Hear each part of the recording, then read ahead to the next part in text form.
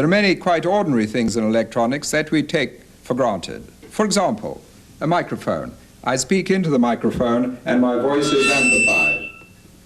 What happens there is the sound of the speakers is affecting the microphone, and that in turn makes the speakers louder, and so we get a feedback problem.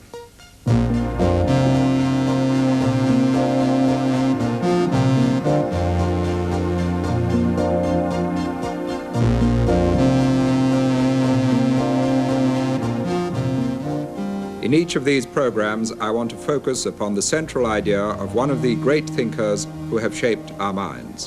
What is that central idea, and is it still relevant today?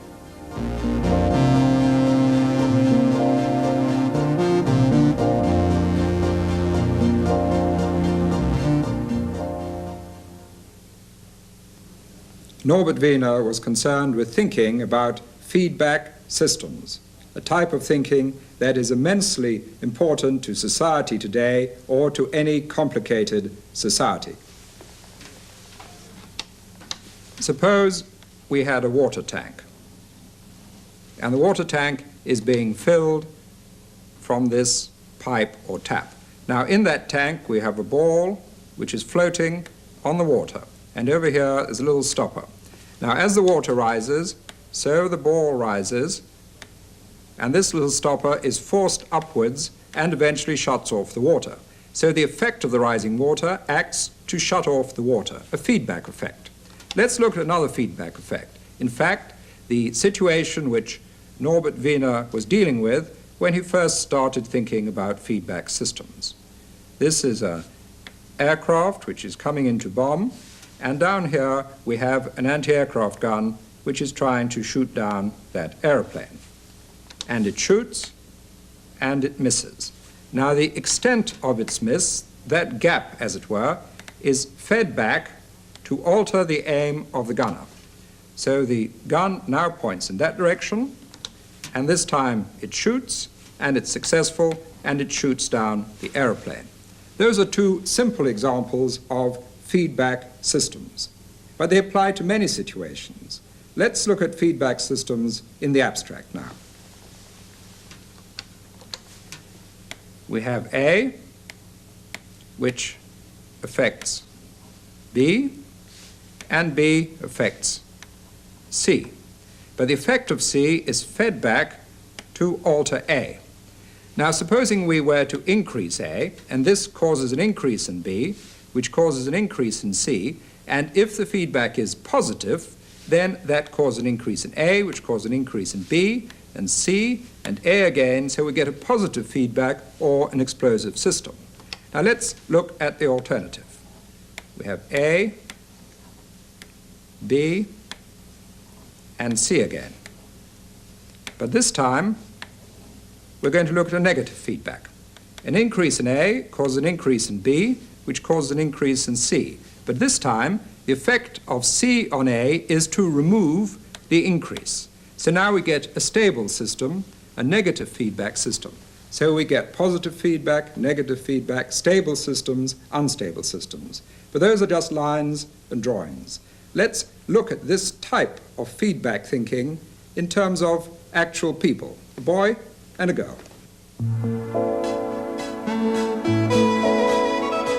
I believe that traces of this kind of thinking can be found in our daily lives.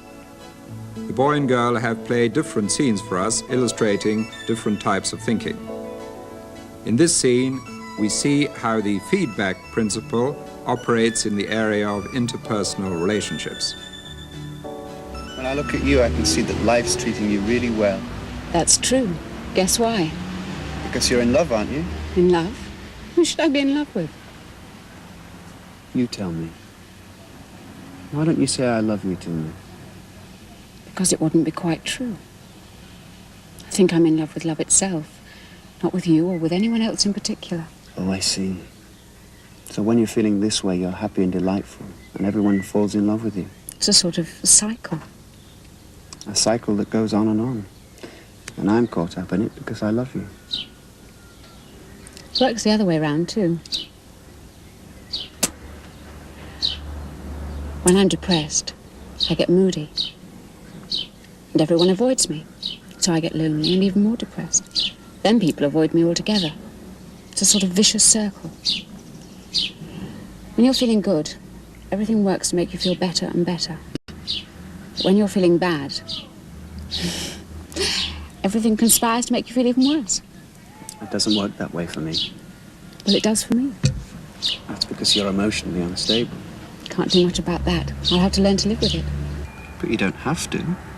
You could look for a situation which you're familiar with, then you could predict their influence on you. This would give you some emotional stability because you would know in advance how they would affect you.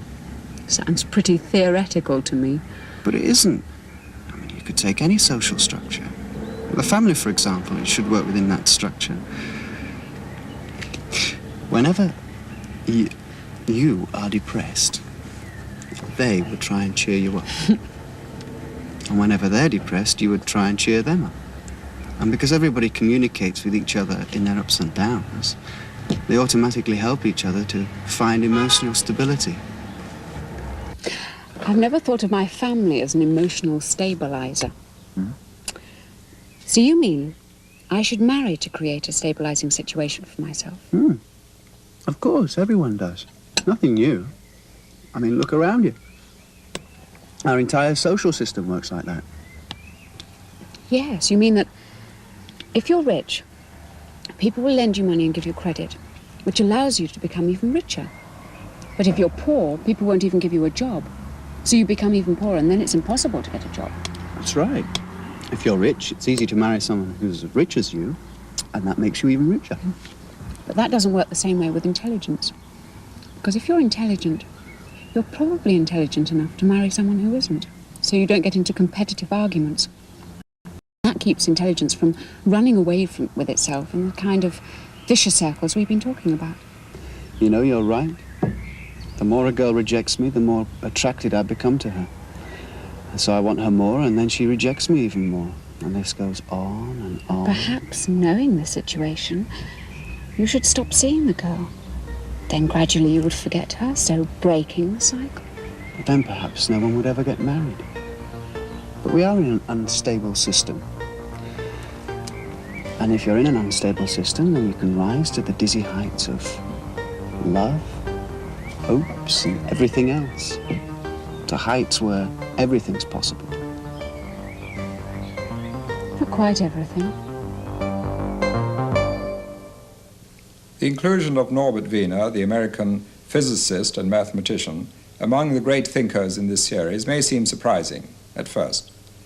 But it was Wiener who concentrated our minds upon and who developed ideas which may have more impact in this century and in the centuries to come than any other line of thought. These ideas concerned complex systems, control systems, stable systems, and unstable systems. Why are some situations stable?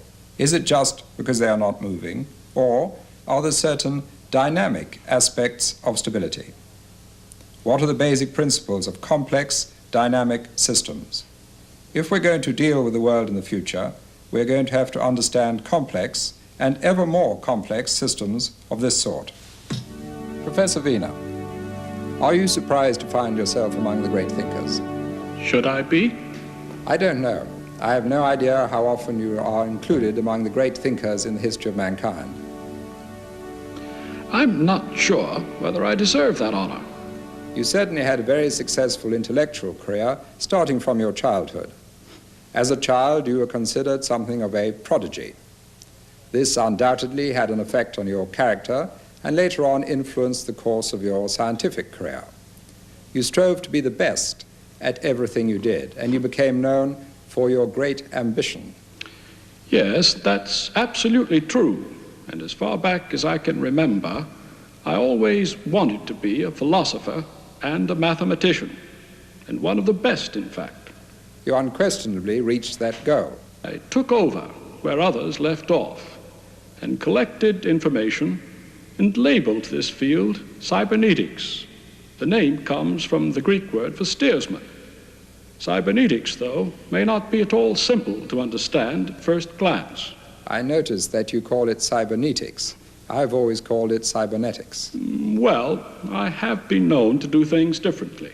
Perhaps you could explain it simply, maybe by explaining the system used for aiming with anti-aircraft guns. Wasn't this your contribution to the war against Hitler? It was really a very simple problem to solve. You could almost say trivial. Every hunter who has ever taken aim at a flying bird instinctively knows the trick. It's just a question of making use of certain available data concerning the aircraft itself and the gun's own properties. When you have this data, it's possible to determine the exact place at which you have to aim in order to hit the plane, which is, of course, still moving. You aim ahead and then anticipate the movement of the target. Yes, but it's not as simple as that. You have to allow for any possible maneuvers by the pilot himself as well. In this connection, you develop the mathematical theory of predictability. Yes, that's right. The technical limits of the aircraft and the physiological possibilities of the pilot had to be considered. These two factors form the basis for my statistical calculation of probability. Was it technically possible to accomplish this?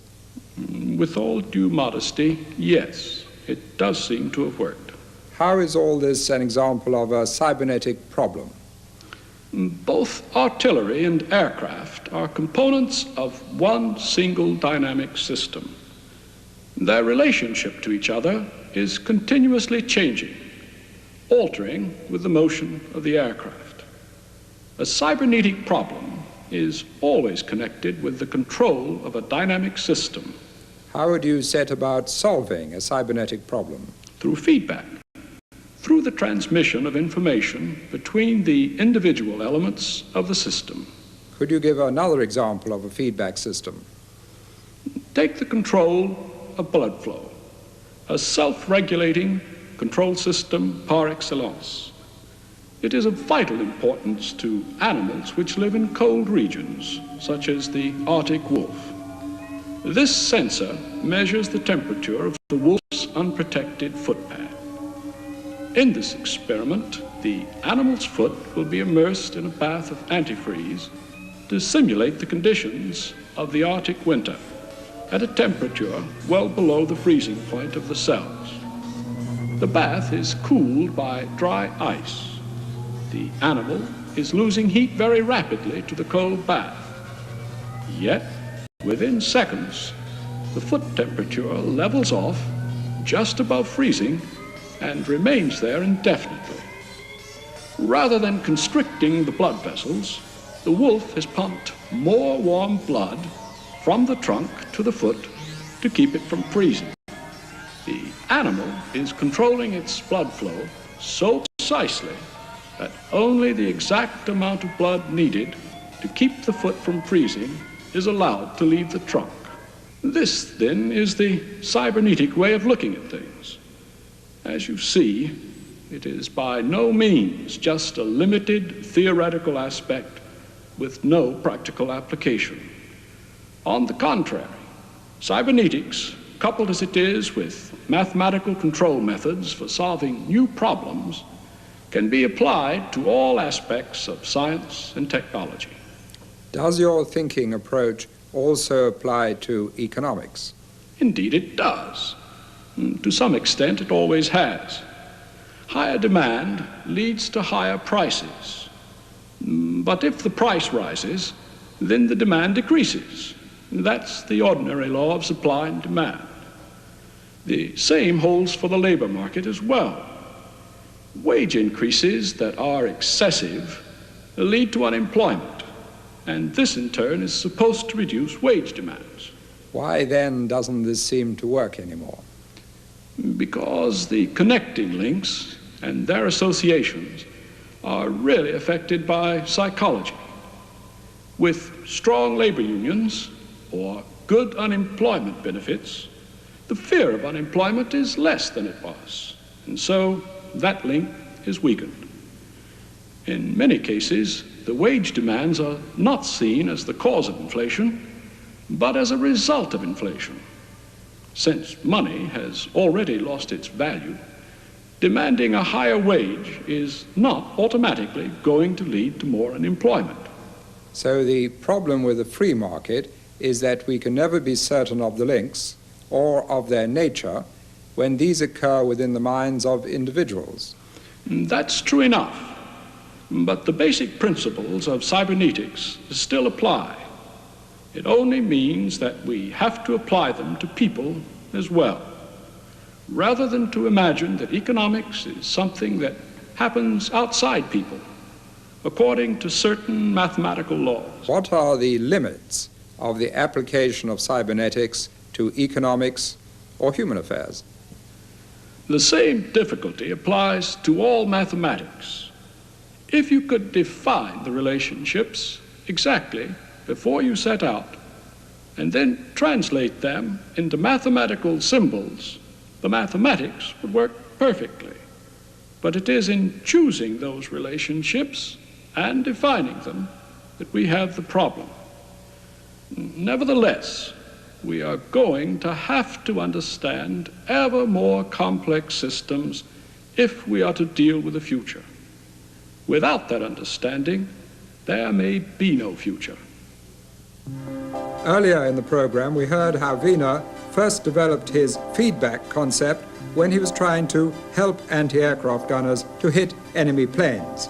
Here we have a video game which simulates the shooting down of spacecraft. Let's play that game.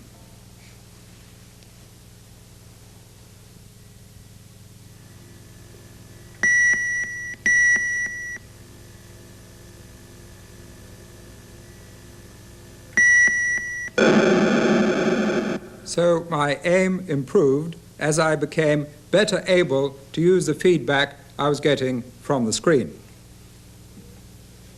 We often forget how much feedback there is in ordinary everyday life. You wouldn't think there was much feedback in filling a cup of coffee, but there is. And I was once given the following problem by an institute for the blind. It seemed that the young boys and girls in the institute were in the habit of holding their fingers in the cup of coffee to be sure that they did not overfill the cup. And if the coffee was hot, there were a lot of burnt fingers. They were lacking in visual feedback, so it was necessary to provide some other sort of feedback. For example, we could have put something that floats into the cup, and then hold the finger above the cup, fill the cup up, and as the cup fills, the cork rises. When it touches my finger, I stop filling it with coffee, take the cork out, and pass the jug on to the next person. But that perhaps may be a little messy. So let's look at another way of providing feedback. This time what I do is I get a long drinking straw, and I hold it near the end, and I hold that in the cup, and I blow down it while I fill the cup.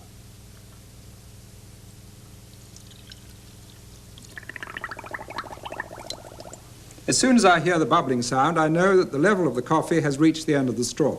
So I stop pouring and pass the jug on to the next person. So visual feedback in this case, which most of us take for granted, but some people can't. Let's observe the curious behavior of this pendulum. I'm going to get it swinging. Let's see what happens. It seems to slow down, and then it starts up again, gets faster and faster, and then it starts to slow down again. What's happening?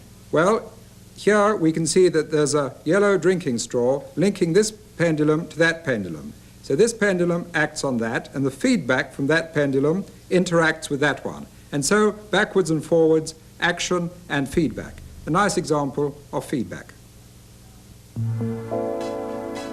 Back to the lives of an ordinary family. We can imagine a situation and a conversation in which Wiener's concept of feedback is applied, even though it is not directly described in that manner. By the way, Dorian, isn't it your sports day next week? Oh, only the trials. The sports day's not for a month. Ah, well, I'm sure you'll make it. You're always good at running. I'm not so sure. What? Oh, no, thanks. I've had enough. You sure have. Oh, shut up, pest. I'm trying to keep in shape for the trials. Keep in shape? Are you kidding? You've got so out of shape in the last few months, I bet you can't get into last year's running shorts. Oh, what do you know? Anyway, I saw you just this morning guzzling down 2 whole bars of chocolate. Oh, really? You shouldn't. You know there are far more calories in chocolate than in a normal meal. Well, I get so hungry in the mornings. Always around 10 o'clock. Maybe his blood sugar level's too low. Could be. Oh, nonsense. It's just because Susan won't go out with him. Susan? Who's Susan? Oh, girl in his history class. Ah, all is revealed. The boy is in love. It's not true. And even if it was, which it isn't, what would eating a couple of bars of chocolate have to do with liking somebody? A couple of bars. Anyway, Susan isn't interested in you. She only likes real athletic types. Look, your brother's only a few pounds heavier than he was last year, and it doesn't show. You're just being mean and rude, and I don't like it. Sorry. No. Let's get to the bottom of this. Now, son is attracted to girl. All goes well for a bit, then girl changes her mind. Son becomes frustrated, starts eating sweets. He gets overweight. Girl, who only likes athletic types, rejects son because he's overweight. So, son eats more and more and exercises less and less. I still get exercise. Yes, but not as much as you used to. Well, anyway, it works both ways. Why can't she just fall in love with me, then I'll stop eating, and I'll be back to normal in no time? All I have to say, if she doesn't like you the way you are, she's not worth it. Oh, no, it's not quite as simple as that, my dear. Now, let me put it another way. A, our son is unsuccessful in love because he's overweight. That is, he eats too much. B, he eats too much because he's unsuccessful in love. So, A causes B and B causes A, and so on and on and on and on in a cycle until somehow you manage to change the setup. Well, how do I do that? Well, your sister has told you what Susan thinks. I mean, surely you're intelligent enough to change the setup. I've got a good idea. One that will get you back together with Susan and have you in shape for sports. Oh, I'll try anything if it works. Good. From today on, you can do all the chores. Oh, yes. Tonight you can wash the dishes. Then tomorrow you can mow the lawn and you can take... You can wash my car. Oh, come on. vacuuming, do the weeding. In that family scene, we see one sort of feedback, where something causes something, and then that feeds back to increase or decrease the cause. But Wiener was interested in feedback for control, in order to make something happen exactly as he wanted it to happen. Wiener did not invent feedback, because it had been used by engineers and others before Wiener. But Wiener made it into a science, made it into a mathematical form. Let's see how feedback affects the world. A classic mechanical example of feedback is James Watt's ball governor for the steam engine. As the speed of the shaft increases, the balls are flung outwards by centrifugal force. This information is fed through a mechanical linkage to the steam valve, so shutting off the steam. This allows the engine to slow down.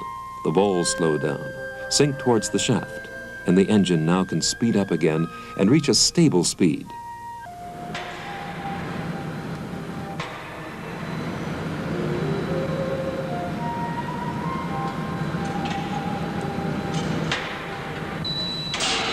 Paris, London, the end of the 70s.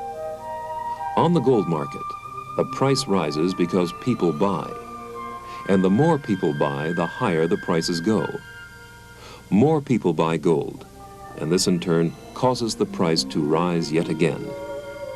The sales go down, and the price slackens off. People are afraid that the whole market will collapse, so they panic and want their profit. They sell out, and this causes the price to drop even further. More people sell out. So again we see this effect of feedback, the effect of an action causing the action or changing the cause of the action. Kitty Hawk, North Carolina, 1903. The Wright brothers were the first to fly because they developed a system of control that depended on feedback. Everyone else was trying to build stable planes. The Wright brothers built an unstable plane but developed a control system. In space, 1980. We can send spacecraft containing people across 250,000 miles of space and bring them back again because we have developed accurate control systems. A new breakthrough in space flight. A test model of an American space shuttle is taken 7,000 meters high and released.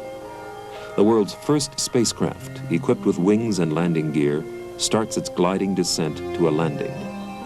We control spacecraft and their direction in space, the living conditions in space, as well as soft landings on the moon and rendezvous in space. These control systems allow the correct behavior to be preset and then adhered to. Furthermore, if things go wrong, then corrective action can be taken using the same control systems. A dried salt lake in the Mojave Desert of California, the landing place. The sole purpose of this test is to determine if it's possible, after a flight in space, to land a spacecraft softly on the Earth. How can we evaluate the contribution made by Wiener to our thinking today? Well, it would be difficult to overestimate that contribution. The thinking started by Wiener with his concern for feedback systems is likely to have a much greater impact on society than the word games of traditional philosophy. Society is complex and made up of a number of different elements. All these different elements are interacting and affecting each other in various ways. So we get a number of complex systems, a number of interactive systems. Now, unless we can understand feedback systems, circular systems, stable systems, unstable systems, then we're not going to begin to cope with the complexity of society. And that was where Wiener started the thinking that we need to deal with that situation. But there is another aspect. In the organization revolution, which has already started, though many people may not have noticed it, much of the thinking is based on feedback and control systems. Let's look at the evolution of work. In the beginning, there was manpower. And if you wanted to pull a heavy load, why, you just pulled it along. Then came the Industrial Revolution. And here we developed engines for doing our work. We could pull along a load on wheels, and of course, we still acted as driver to make sure the load went where we wanted it to go. Now, we get the next stage. We may still have our tractor, and we may still pull along the load, but this time it doesn't need a driver. The driver can be sitting somewhere in the shade, having a good time, and doesn't need to be driving it, because with control systems and automation, the work will be done without the need for human intervention. So if we could summarize the contribution of Wiener, we could say he marks the beginning of a whole new chapter in human evolution.